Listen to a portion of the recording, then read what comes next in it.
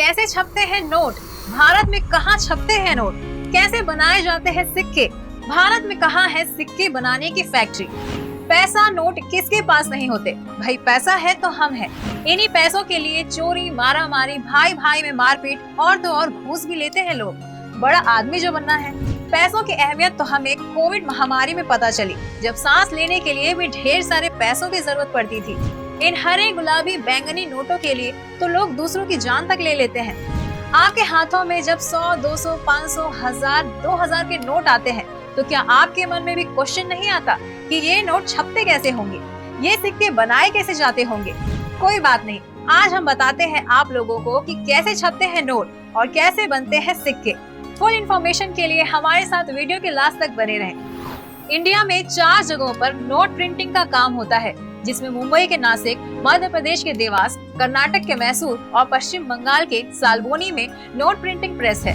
देवास की bank note press और नासिक की currency note press finance ministry के अंडर में काम करने वाली security printing and minting corporation of India की लीडरशिप में काम करते हैं।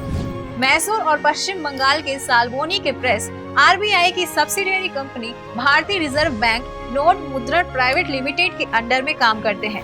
इंडियन नोट को प्रिंट करने में एक स्पेशल तरह की इंक का यूज किया जाता है।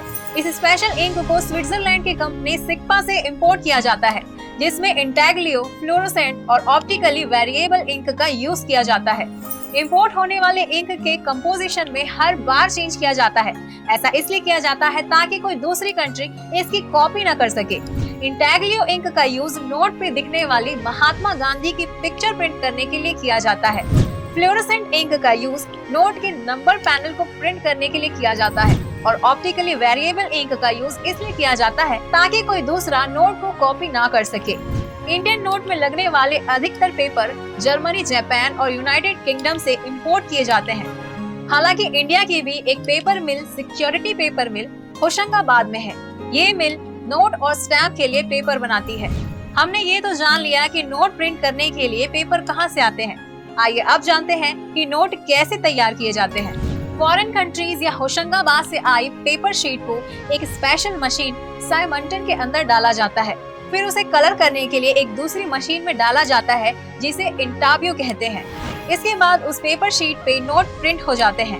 नोट प्रिंट होने के बाद अच्छे और खराब नोटों को अलग कर दिया जाता है। एक पेपर शीट में लगभग 32 से 48 नोट प्रिंट होते हैं। बैंक नोट के नंबर ब्राइट इंक से प्रिंट होते हैं। बैंक नोट में ब्राइट फाइबर लगे होते हैं, जो कि अल्ट्रावायलेट लाइट्स में ही देखे जा सकते हैं। नोट हमेशा कॉटन और कॉटन मिक्स फाइबर वाले वाटर मार्क्स पेपर पे ही प्रिंट किए जाते हैं। इंडिया में सबसे पहला वाटर मार्क वाला नोट 1861 में प्रिंट किया गया था। हर एक फाइनेंशियल ईयर की स्टार्टिंग में आइडिया लगाया जाता है कि किस वर्ग में कितने नोट प्रिंट करने हैं, कितने नोटों की सप्लाई करनी है और कितने नोट चेंज करने हैं। भारतीय रिजर्व बैंक के चारों प्रिंटिंग प्रेस में बैंक नोट प्रिंटिंग का काम डिवाइड कर दिया जाता है। किसी भी वर्ग के नोट 1 करोड़ तक के नंबरों में प्रिंट किए जाते हैं। उसके बाद उस नंबर के आगे इंग्लिश अल्फाबेट्स जोड़ दिए जाते हैं। अल्फाबेट्स को सीरियल नंबर से ना जोड़ते हुए बेतरतीब ढंग से जोड़ा जाता है।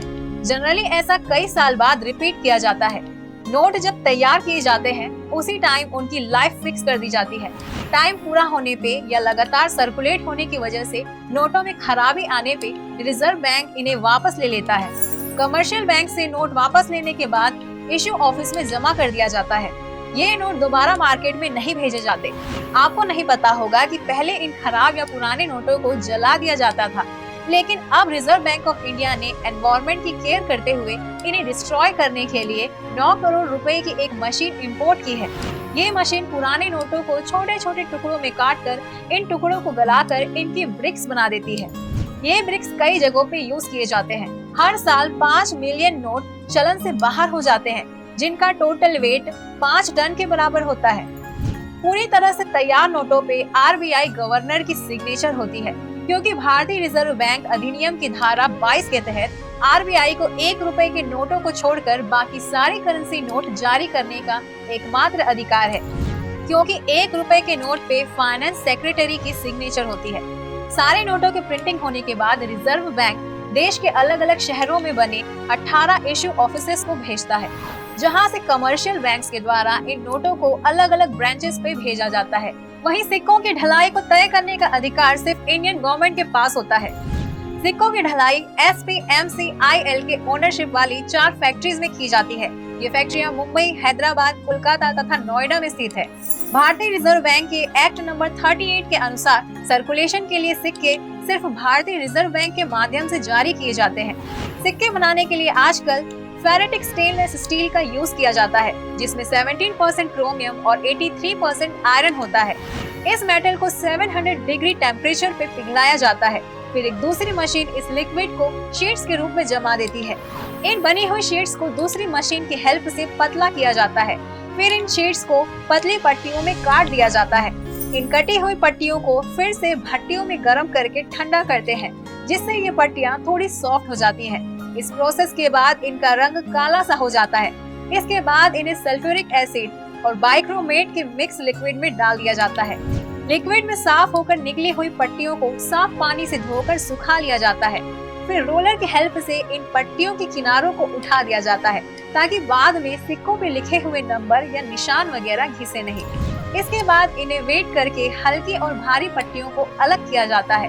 जिन पट्टियों में कोई कमी होती है उन्हें वापस भट्टी में डालकर गला दिया जाता है, दोबारा शीट बनाने के लिए। अब बारी आती है अगले प्रोसेस की, यानी इन्हें अब कॉइन के शेप में कट किया जाएगा। हाइड्रोलिक मशीन द्वारा कॉइन के दोनों तरफ इनकी वैल्यू के हिसाब से स्टैंप लगाए जाते हैं। लास्ट में हर एक कॉइन को वेट किया जाता है।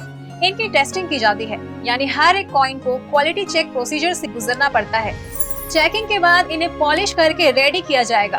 फिर से एक बार इन्हें ऑटोमेटिक वेटिंग मशीन द्वारा वेट किया जाएगा।